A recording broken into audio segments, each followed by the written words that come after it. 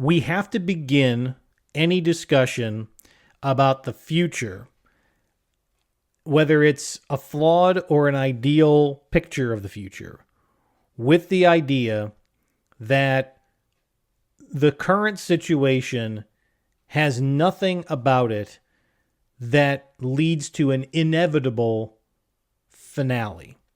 It is not inevitable that the Jewish people living in Israel and the Palestinians living in the West Bank and Gaza and the Arab states that surround this territory, there is nothing inevitable that they will all be destined to fight forever.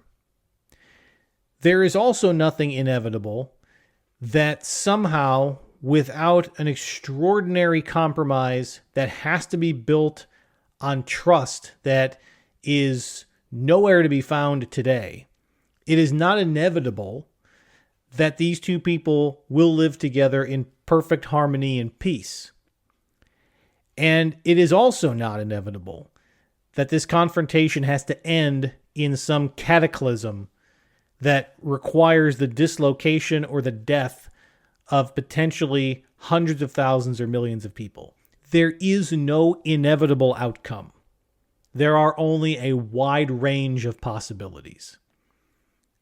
The truth, the hard truth of any conflict as intractable as this one, though, is that while outside forces can exacerbate or help the situation along, no outside force, not from Europe, not from the United States, not from Asia, not from any part of the world, is going to be able to solve the challenges of the people who live in this region for them.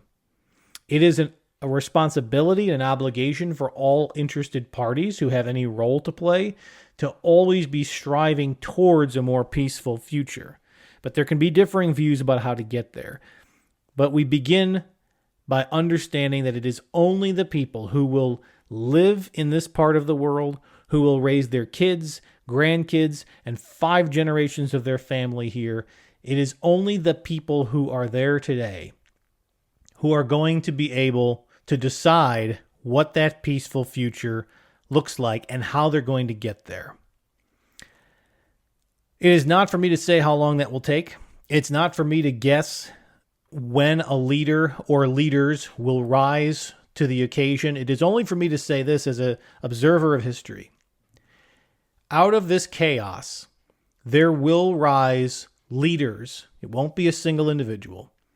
There will rise leaders who are ready to meet the historical challenge and who are prepared to work as hard as any world leaders have ever worked to bring their people to the table to find a permanent and lasting peace that will be historic in its own achievement.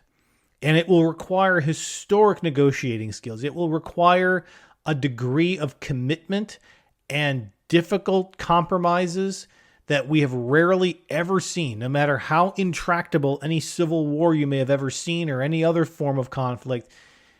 It will be difficult, but the people who will do this are the greatest of the leaders who may not even have been born yet.